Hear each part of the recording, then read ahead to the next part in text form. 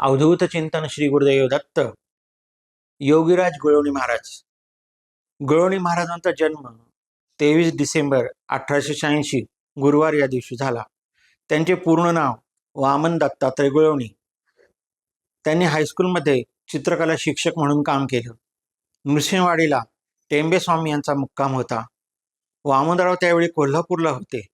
त्यांना त्यांच्या मोठ्या बंधूंनी वाडीला बोलावून घेतलं. हीच गुरु शिष्यांची पहिली भेट. या भेटीत वामनरावांनी महाराजांना स्वहस्ते तयार केलेला एक दत्ताचा फोटो व हार अर्पण केला. महाराजांनीही त्यांना प्रसादयुक्त अशी एक पेटी हातात बांधण्यासाठी दिली. ती त्यांच्या उजव्या हाताच्या मनगटावर सोन्याच्या लॉकेटमध्ये सदैव असे.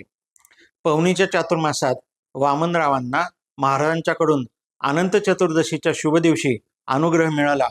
पुढे त्यांना सारखाच गुरुचा ध्यास लागला. त्यांनी दत्तमाला मंत्राचे पुरस्चरण केले. 1922 नंतर हुशंगाबाद येथे स्वामी लोकनाथ तीर्थांचे दर्शन व सहवास मिळून त्यांच्याकडून सिद्धयोग दीक्षा व दीक्षा गुरुत्वाचा अधिकारही मिळाला. 1926 पासून त्यांनी पुणे येथे लोककल्याणाचं कार्य सुरू केलं. टेंबेस्वामी यांच्या संपूर्ण वाङ्मयाचं प्रकाशन त्यांनी केलं आणि हे त्यांचे आपल्या सर्वांच्यावर खूप मोठे उपकार आहे. त्यांनी खूप मोठ्या मेहनतीने टेंबेस्वामींची सगळी ग्रंथसंपदा एकत्र केली आणि ती आपल्यासाठी खंडांमध्ये प्रकाशित केली. त्यांच्या आईंना प्रत्यक्ष दत्तात्रेयांनी चांदीच्या पादुका प्रसाद म्हणून दिल्या होत्या. त्या पानशेतच्या पुरात हरवल्या, परंतु त्या परत मिळाल्या असं सांगितलं जातं. या पादुका व गुळवणी महाराजांना ज्या स्वरूपात दर्शन दिले त्याचे चित्र या दोन्ही वस्तू पुणे येथील श्री वासुदेव निवास येथे आहेत. 27 जानेवारी 1965 रोजी पुण्यात श्री वासुदेव निवास योगाश्रमाची स्थापना करण्यात आली. शक्तिपात दीक्षेद्वारे अनेकांना त्यांनी कृतार्थ केले आणि आपले अवतार कार्य 15 जानेवारी 1974 रोजी संपवले. श्रोते हो, असं आहे की महाराज म्हणजे खूप मागच्या काळातले नव्हते.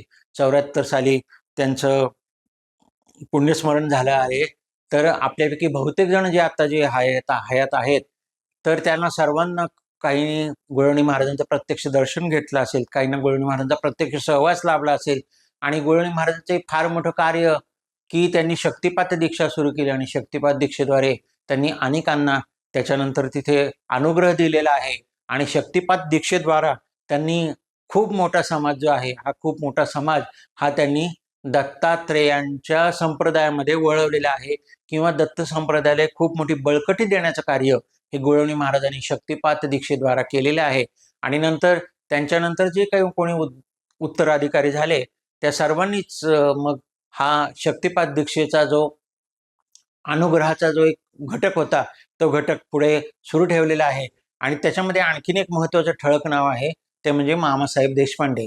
ह्या मामासाहेब देशपांड्यांची वास्तू जी आहे तर ती सिंहगड रोडला आहे आणि तिथे सुद्धा गुळवणी महाराजांच्या सारखंच दत्त संप्रदायाचं कार्य त्या ठिकाणी चालतं. तिथं आजही खूप मोठ्या प्रमाणावर महाराजांची उपासना म्हणजे टेंबेस्वामींची उपासना, गुळवणी महाराजांची उपासना आणि स्वतः मामासाहेब देशपांडे यांची उपासना अशी तिथं चालू आहे आणि खूप मोठं कार्य त्या ठिकाणी त्या वास्तूमध्ये घडत आहेत. तर असे हे दत्त संप्रदायातले योगीराज गुळवणी महाराज, तर त्यांना आपण नमस्कार करूया आणि या निमित्ताने त्यांचं स्मरण करूया. अवधूत चिंतन श्री गुरुदेव दत्त.